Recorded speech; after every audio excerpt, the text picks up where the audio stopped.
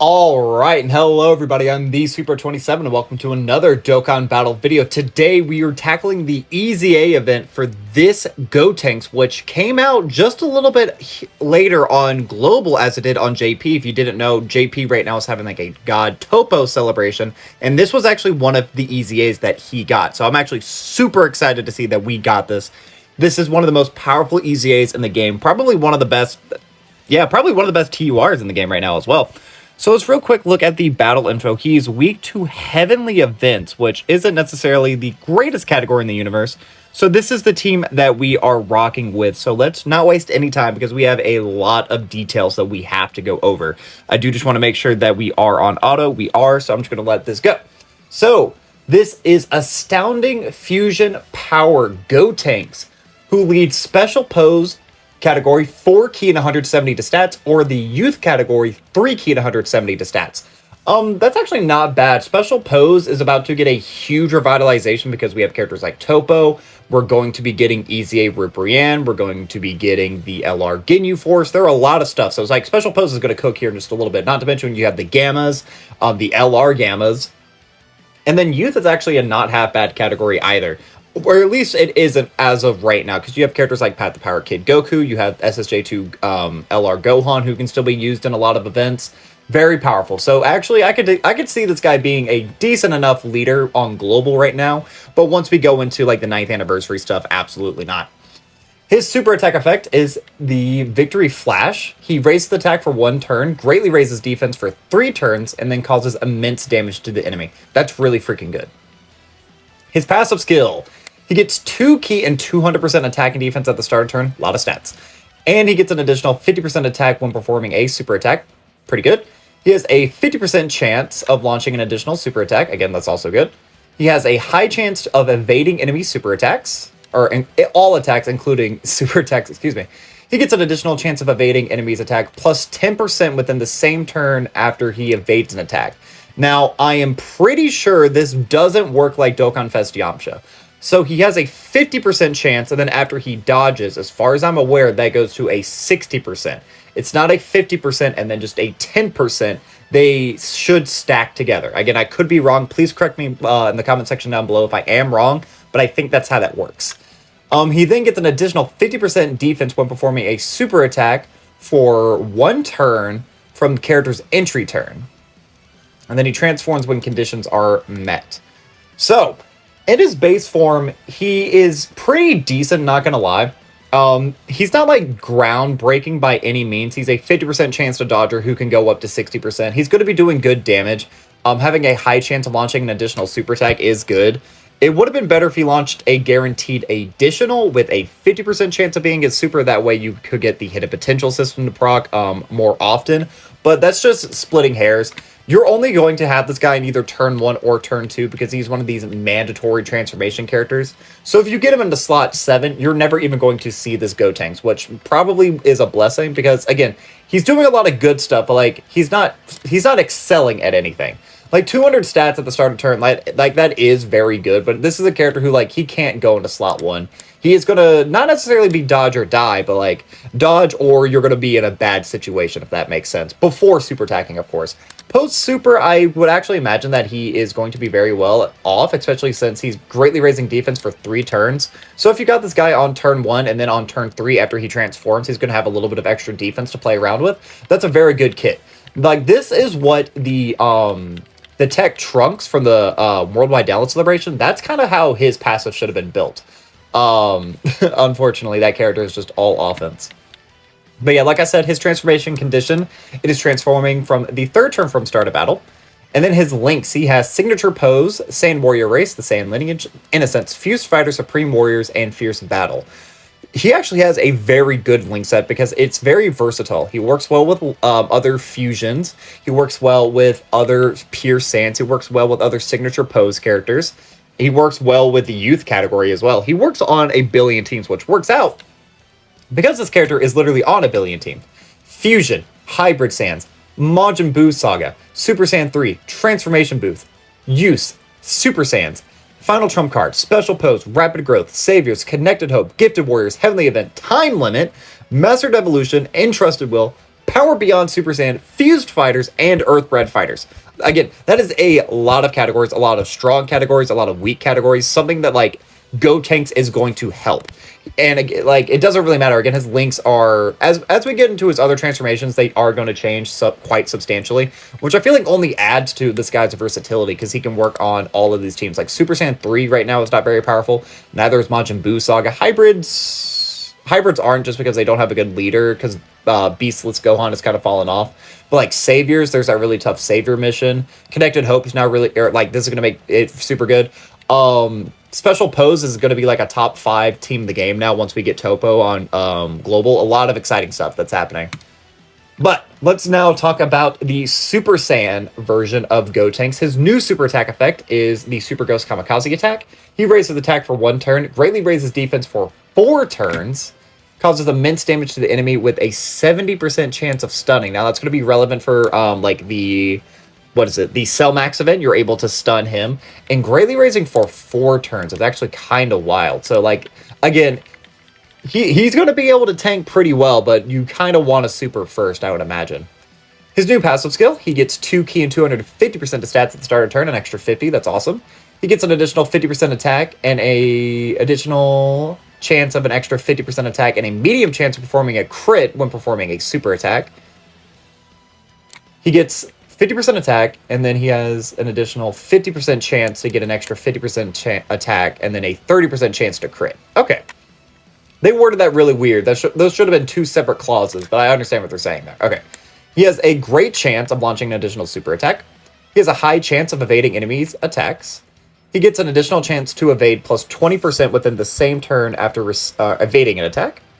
He has a high chance of recovering 30% HP starting from the 4th turn from character's entry turn. That's actually really powerful. Why did they give, in case you can't transform? Hold on, because what is his transformation condition? So his transformation condition is transforms can be activated when HP 70% or more. Oh, that's actually really good. High chance of recovering 30% HP at the start of the turn. That's actually kind of broken. So that means there's a 50% chance that if you have this guy for more than you would have had expected, so like you're guaranteed this guy for 1 rotation, then the next time he comes around would be turn 3. So if you floated him, the next time he came back around would be turn 4. But then let's say if you're at 55% HP, you get a 50% chance to heal 30. Now you're able to go into the Super Saiyan 3. That's interesting. I like that. That's not necessarily the most practical thing in the universe, but that's not bad. And neither is the rest of his kit. He is getting extra stats. His dodge chance is still the same, but he gets an extra 20%, so that means he would be a 70% chancing to dodge character, so he's just essentially like UI Goku. And that's good. He's going to be doing a lot of damage as well, especially because he has like that 30% chance to crit. That's not bad. He has a 70% chance now to launch an additional super attack. And each time he gets one, that's 50% defense for 4 turns. That is good. His links, they do change a little bit. He now has Signature Pose, Super Saiyans, Golden Warrior, the Innocence, Fuse Fighter, Supreme Power, and then Fierce Battle. Alright, and now lastly, we have Super Saiyan 3 GOTENKS, who his new super attack is the Brain Crush Hammer. Greatly raises attack and defense for 4 turns, immense damage to the enemy, and then a 70% chance to stun. Gosh, that is nutty. His multipliers are going to go insane. His new, or I guess his final passive is going to be 3 ki, 300% to stats. So he gets, again, an extra 50% to both, which is good. He gets an additional 100% attack, and then a 50% chance of performing a crit when performing a super attack. He launches a guaranteed additional super. See, that's what we like. Okay, that's good, that's good. He has a 70% chance to dodge. He gets an additional 20% chance to dodge within the same turn after evading an attack. So that's a 90% chance to dodge. He dodges once, and essentially he's untouchable for the rest of the turn. And then he performs a crit for 1 turn after this character's entry turn. How early are you able to get this GOTENKS? Starting from the 4th turn after transformation. Okay, so turn 3 you're guaranteed to get, so turn 7. Turn 7 is the earliest you're able to get this guy. Okay. Now, is that deep into a fight? Yes. Turn 7, that is deep. So that's going to be on global. I feel like we're not going to actually really see this too much. Maybe you could see it in the physical phase of Fusion Zamasu. Maybe. But, like, again, 9th anniversary stuff. Cell Max is a long-ass event, dude. Beast is a long-ass event. So is Trunks. So is the Red Zone movie boss rush. So is Gogeta. That's actually good. So, like, this guy slowly ramping up in power is not a problem, especially with all these multiplicative buffs. For 4 turns, 50% attack and defense. That's actually insane, dude. And then, again, he dodges once, and essentially he's untouchable. And his defense should be high enough that if he does get tagged, like, if that 10% chance happens that he does actually get tagged by something, he's not going to take too much damage. That's very impressive. They absolutely cooked with this character.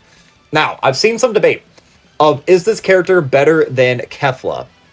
Let's talk about the links real quick, and then we can maybe compare and contrast. Because I think this character is probably number 2. Just reading it, because Kefla's kind of insane as well. These two are without a doubt like the strongest EZAs that we have in the game. Like, get Zamasu out of here, get INT Future Gohan out of here. I don't really think the Super EZAs compare. I don't know what tech GOTENKS does. But, like, I don't think that Dragon Fist is better than this character by any stretch of the means. Like, I feel like this guy is just, like, an evolution of what Dragon Fist is doing, being a dodging unit who does a lot of damage, a lot of critting and everything. The only difference is I feel like Dragon Fist would be better for, like, the first turn, whereas, like, from, like, turn 3 onwards, I feel like this GOTENKS is going to be the much safer and more powerful option. But his new link set, again, it changes a little bit. Limit Breaking Form, which I believe is the Super Saiyan 3 link. Super Saiyan, Over in a Flash, The Innocence, Fused Fighter, Supreme Battle, and Fierce Battle. So I do really quickly just kind of want to look over at Kefla. So they both would be on Fused Fighters. Let's see, Kefla should be like here-ish. There she is. So let's just compare their final forms. Okay, so Kefla's final form is 3 key, 260% defense at the start of turn. She gets 260% attack plus an additional 120% defense when performing a super attack. High chance to evade enemy super attack. She gets an additional 160% attack and 60% defense with 2 key spheres obtained. Launches an additional super attack with 4 more key spheres obtained. Launches an additional super attack with a chance performing a crit and chance of evading plus 20% with 6 or more key spheres obtained. So that means she is a 70% chance to dodge. And then she gets that extra crit as well. This entire time as well, she gets stacking. She's raising defense. And she does massively debuff their defense. Yeah, no, I do think Kefla's better. They're both on a lot of teams as well, but, like, the main difference between these characters is, like, the way you're getting there. Like, Kefla turn 1 is just, like, an evolution of what God Goku was doing. You give her enough orbs. She is orb hungry, to be fair. You have to give her 6 orbs. But, like, even without her 6 orbs, she's still going to be, like, fine, you know? Because you just need to give her 3, and then she has a 50% chance to dodge. And then post-super attack, her defense is, like, remarkably high, even in her base form. And, like, she has really good links. She's on really powerful teams. And again, the entire time as well, something that, like, can't be understated, she's greatly raising her attack on all of these super attacks. So, like, her attacks very quickly become ludicrously insane. And she does debuff defense on all. There are very many events now in the 9th anniversary where you're able to debuff. So that means she's just going to constantly be getting stronger and stronger and stronger. I don't know. I do feel like Kefla, I like what she's doing a bit more. Although, I don't know, man. Getting a 90% chance to dodge is insane.